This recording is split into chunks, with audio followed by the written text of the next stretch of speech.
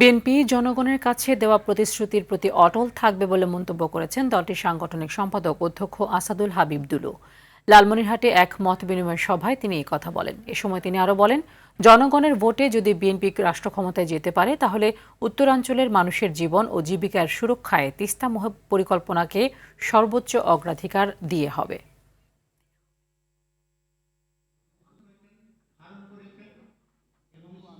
আমরা অংশগ্রহণ করেছি, সেই অংশগ্রহণের মধ্য দিয়ে সরকার